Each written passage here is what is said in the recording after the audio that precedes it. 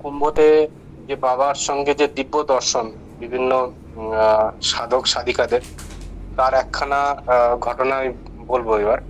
সেটা হচ্ছে আহ, বালক বাবা। তো আমি মানে আমাদের যে পুরনো ভক্তবৃন্দ মানে অসীম দা বা এদের কাছে বালক বাবার সম্বন্ধে অনেক শুনেছিলাম, এবং মনের মধ্যে আমার খুব একটা ইচ্ছে ছিল যে বালক বাবাকে দর্শন করব। তো এই কুম্ভতে যে বালক বাবার সঙ্গে দর্শন হবে, এটা আমাদের মানে জীবনে একটা পরম প্রাপ্তি। তো আমরা পৌঁছানোর পরে এবার শুনলাম যে বালক বাবা আসছেন, এবং বাবার সঙ্গে কথা হয়েছিল। বাবা একদিন আমাকে সকালে বললেন যে যাও বালক বাবাকে নিয়ে এসো। আমার ইয়েতে টেন্টে নিয়ে এসো বালক বাবাকে। তো মানে মহা খুশি আমি যে বালক বাবার সঙ্গে প্রথম দর্শন, এবং বালক বাবার যে কথাবার্তা মানে যে আমরা শুনেছিলাম বাবার যে মহত্ব, সেগুলো অনেকই। যে বাবা আহ, মানে বাবাকে বালক বাবা যে দর্শনটা করেছিলেন, অ্যাকচুয়াল যে দর্শনটা করেছিলেন, সেই দর্শনটা আমি অসীমদার কাছ থেকে শুনেছিলাম, আমাদের বইয়েতেও আছে। যে আর বালক বাবা কিরকম ভক্ত বাবার, আমি অনেকের কাছে শুনেছিলাম যে বালক বাবা হচ্ছে বাবা যেখানে যে রাস্তা দিয়ে যেতেন সেই রাস্তায় লুটোপুটি খেত। মানে বাবার চরণের ধুলো বাবা নিজে গায়ে মাখতেন রজ। তো এইরকম ছিল ভক্তি দিয়ে। তো আমার তো মানে বাবার সঙ্গে দর্শন পাওয়ার জন্য একটা বিরাট একটা ইয়ে ছিল। আর বালক বাবার আরো কিছু ঘটনা যেটা আমি একটু বলে নিই, যে বালক বাবা কিরকম আহ, সাধু। বাবা যেটা বলতেন যে এই কুম্ভে বালক বাবার মতো সাধক খুব কমই আছে। আর বাবার একটা বিশেষ, বাবার প্রতি একখানা ভালোবাসা ছিল বা একটা শ্রদ্ধা ছিল। তো আহ বালক বাবার আরেকখানা ঘটনা যেটা হচ্ছে যে বাবা মানে পরবর্তীকালে বাবার সঙ্গে থাকার পরে, সঙ্গ করার পরে আমি অনেক ঘটনা শুনেছি বালক বাবার। আমি বলে দিই ভক্তদের সামনে একটু, তাহলে সবার ইয়ে হবে আর কি, যে ওর কিরকম বড় সাধক আর বাবা কেন ওনাকে এত মানে ভালোবাসতেন। তো উনি 20 বার উনি সমাধি নিয়েছিলেন, এবং সমাধি নেওয়ার ব্যাপারটা হচ্ছে একটা পাহাড়ের ওপরে উনি সমাধি নিতেন।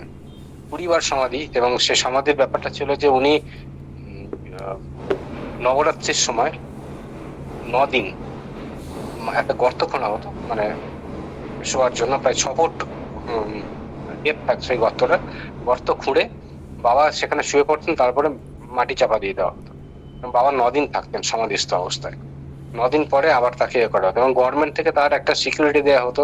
গভর্নমেন্ট প্রথমে মানা করতো, কিন্তু বাবা বলতেন না, মায়ের ইয়ে আছে, আমাকে কিছু করতেই হবে।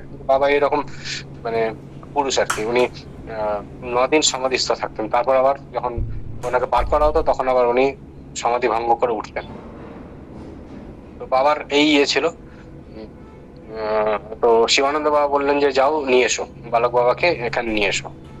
তো আমরা গেলাম, গিয়ে বালক বাবার সঙ্গে যে প্রথম আলাপটা হলো, এবং উনি যে বালক সিদ্ধ বালক মানে ভাবটা হচ্ছে বালকের, সেটাই করলাম যে এত তাড়াতাড়ি মানে এদিক এদিক ঘুরছেন, আশীর্বাদ করছেন, তার সঙ্গে কথা বলছেন, এরকম একটা আমার খুব বালক চিত ইয়ে। তো বললেন যে বাবা আমাকে বলেছে, দেখেছে, চলো বাবার সঙ্গে তো দেখা করতেই হবে। এবং সেই বাবাকে নিয়ে এলাম যখন, তখন রাস্তায় বাবার সঙ্গে কিছু কথা হলো। আমার তখন ভয় লাগছিল এই বাবার সামনে যে বাবাকে কি জিজ্ঞেস করব। কিন্তু ওই যে বাবার সঙ্গে দর্শন করার পর বাবা যে বালক বধ, বাবার সঙ্গে যে সবকিছু বলা যায়, একদম অদ্ভুত একখানা মানে আমার কোনো মনেই হলো না যে আমি একজন সিদ্ধ মহাত্মার সঙ্গে আছি। উনি ব্যাপারটাকে এত পরিষ্কার, এত হালকা করে দিল। তো বাবার কাছে নিয়ে এলাম, নিয়ে আসার পরেই উনি ওই যে সেই মানে অসীমদার কাছে শোনা সেই জিনিসটাই দেখলাম, যে বাবা সামনে আসবার পরে বাবাও কি খুশি আর উনিও কি খুশি দুজনে। কিন্তু দুজনের প্রণামের যে আদান প্রদানটা হলো, বাবা প্রণাম করলেন ওনাকে, কিন্তু উনি তো একদম মানে ষষ্ঠাঙ্গ বাবার সামনে একদম মানে ইয়ে দিয়ে পুরো ষষ্ঠাঙ্গে প্রণাম করলেন, এবং ওখানে গড়াগড়ি খেলেন বললেন। তারপরে বললেন এই রজ হচ্ছে বাবা, এই রজই হচ্ছে আমাদের আসল। তোমরা যে কোনো জায়গায় যাবে, বাবা যে যেখানে যদি যান সেখানে রজটা তোমরা নেবে। এইবার বাবার সঙ্গে দর্শন হলো। বাবা বললেন যে বাবা সেবা করাবেন। সেবা করানোর পরে বাবা তো বললেন যে ঠিক আছে আমি সেবা করব। এইবার বাবা নিজে বালক বাবাকে মানে কথোপকথন হওয়ার পর সেই দিন কিছুক্ষণ ছিলেন বাবা ওখানে। তারপরে বাবা বললেন যে চলো আমি তোমাকে ছেড়ে দিয়ে আসি। বাবা নিজে গেলেন বালক বাবাকে ছাড়তে। আর এই ছাড়ার সময় আমরা তখন আমাদের ছিল যে আমরা বাবার সঙ্গে গেলাম আর কি। এবং সেই ছাড়ার সময় বালক বাবা বলছেন যে সঙ্গমে চলো, আমরা যাই, বাবাকে নিয়ে যাই। আচ্ছা, সঙ্গমে প্রচন্ড ভিড়, এখন বাবাকে নিয়ে যাবো। বালক বাবা বলছেন না না চলো, কোনো অসুবিধা নেই, আমি যাচ্ছি তো, আমি আছি সঙ্গে। বাবাকে নিয়ে সেবার আমরা সঙ্গমে, মানে বাবা তখন প্রথমবার সঙ্গমে গঠন করবে। যতদিন পর্যন্ত বাবা গেছেন তার মধ্যে এইবার প্রথম হচ্ছে সঙ্গমে বাবাকে নিয়ে যাওয়া হলো। বালক বাবা স্নান করলেন, বাবা বললেন না আমি স্নান করবো না। এবং প্রচন্ড ভিড়, এবং রাস্তায় যেতে যেতে লোকেরা সব বাবাকে, শিবানন্দ বাবা তো মানে প্রচুর ভক্ত, ফ্যান ফলোয়ার প্রচুর, তো ওইখানেই যারাই দেখছেন বাবাকে, সে রাস্তায় ভিড় জমে যাচ্ছে প্রণাম করবার জন্য।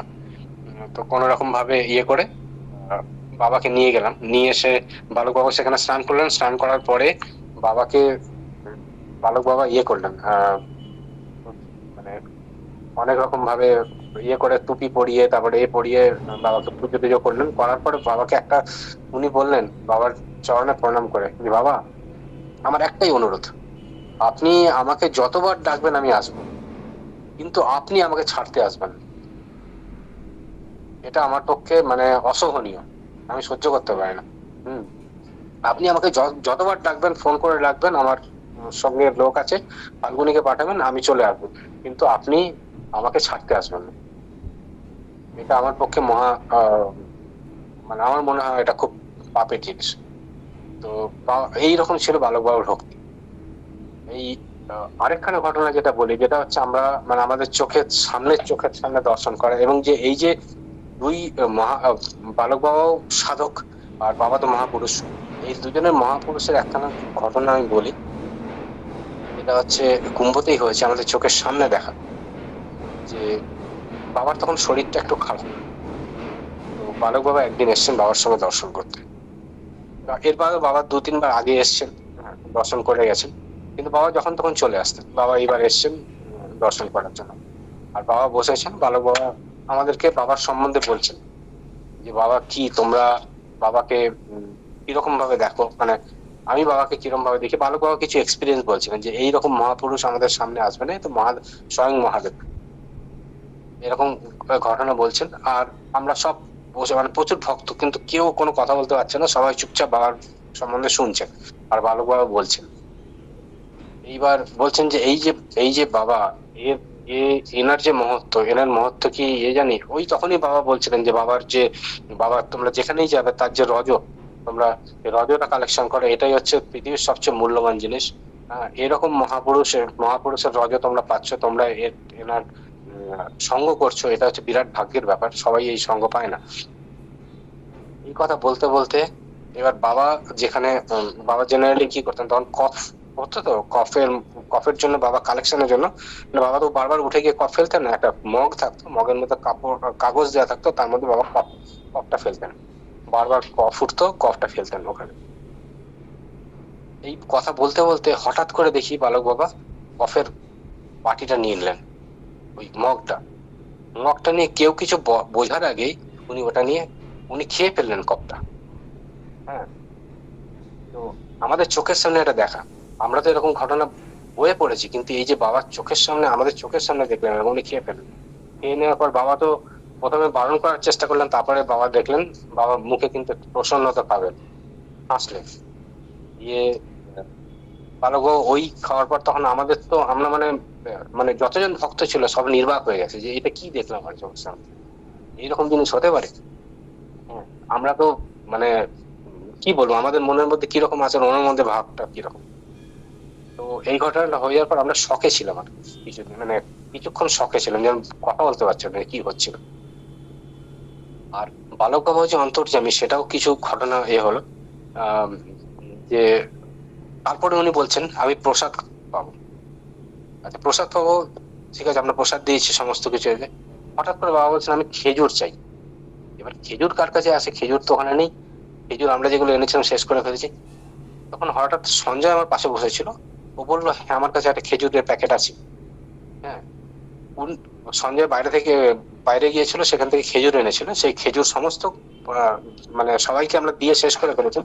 একটা প্যাকেট উনি রেখেছিলেন, এবং কিসের জন্য রেখেছেন সে ভুলেও গিয়েছিল। হঠাৎ করে বাবা যখন বলছে তখন তার মনে পড়ছে যে আমার ওর মধ্যে একটা খেজুর আছে, এবং মনে হলো যেন বাবাটা জানেন যে ওর প্যাকেটে খেজুরটা আছে, সেটা প্রসাদ করতে হবে।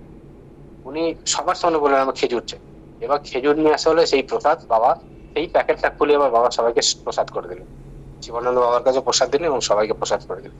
তো এই যে ঘটনাগুলো দেখছিলাম তখন মনে হচ্ছিল যে আমরা কোন একটা জগতে আছি, মানে এখানে যেন ওনাদের যে আদান প্রদান হচ্ছে, মুখে কিছু বলছেন না কিন্তু আদান প্রদান সব হয়ে যাচ্ছে, সমস্ত চিন্তার মধ্যে আদান প্রদান হচ্ছে। এই ঘটনাগুলো বুঝতে পারছি না। তো এই যে বাবা, আর তারপরে বাবা আরেকটা কথা বললেন যেটা খুব মানে, বাবা তো মহাপুরুষ খুব কম কথা বলেন এবং যে কথা বলেন সিদ্ধ। উনি একবার বলেছিলেন যে এই বালক বাবার সেবা তোমরা যদি করতে পারো, 1,00,000 সাধুর সেবা আর বালক বাবার সেবা হচ্ছে একই জিনিস। মানে 1,00,000 সাধুর সেবাতে বাবার যে তোমরা যে পুণ্য পাবে, মানে বালক বাবার একটা সেবা দিয়ে সেই পুণ্য পাবে। ইনি হচ্ছেন সিদ্ধ মুহূর্ত। এই কুম্ভতে এরকম সিদ্ধ মুহূর্ত খুব কম আছে, যেটা বাবার নিজের মুখে শোনা।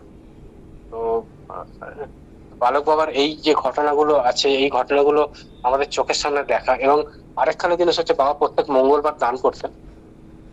এটা ঠিক করে নিয়েছেন যে বাবা প্রত্যেক মঙ্গলবার দান করবেন, এবং বালক বাবাকে বলেছিলেন যে তুমি এই দানের সময় এসো, আমি চাই যে তুমি প্রত্যেক মঙ্গলবার আমাদের সঙ্গে এসো।